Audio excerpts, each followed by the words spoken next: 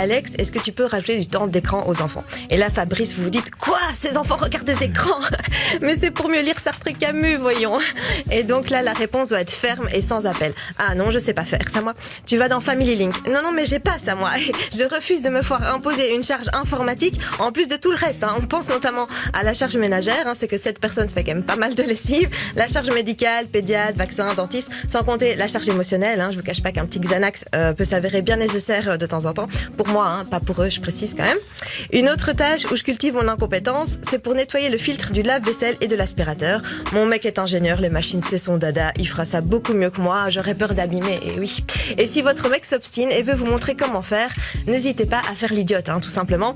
Ou alors, encore mieux, détourner son attention par de la flatterie. C'est ça le truc, je me disais bien. J'aimerais beaucoup comprendre tout ce que tu es en train de m'expliquer, mais je n'arrive pas à me concentrer. Tu es tellement sexy dans ce petit t-shirt Muscle Fit. On dirait que tu as enfilé le costume de Spider-Man. Mais n'en faites pas trop quand même, sinon ça va l'exciter. Il faut que ce soit crédible quand même. Voilà, et vous risquez de vous rajouter une charge sexuelle potentiellement superflue. Autre point de mon incompétence, moi je ne sais pas conduire, je n'ai pas le permis, et j'ai toujours eu un espèce de complexe par rapport à ça, de me dire que je suis pas capable de conduire. Et puis il y a toujours des gens pour te dire « Ah mais tu es dépendante, moi je ne pourrais pas ». Alors je vous rassure, il y a moyen de très bien vivre sans conduire, en particulier à Bruxelles.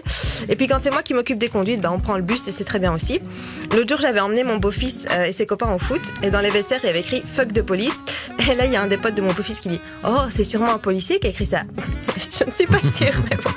Cultiver son incompétence, pour revenir au sujet, j'ai l'impression que dans le couple, c'est plutôt la technique de la femme. L'homme a une autre technique beaucoup plus diabolique, c'est la technique de je fais, mais n'importe comment. Même si ça prend autant de temps que de le faire bien, c'est un investissement. À force de faire tout de travers, votre femme finit dégoûtée par vous dire « Laisse, je m'en occupe ».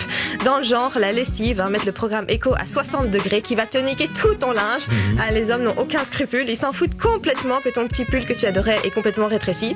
Et le summum du culot, ils vont vous dire que c'est vous qui avez grossi. Mais mon pull m'arrive là, c'est pas une question de poids. Ouais, bref.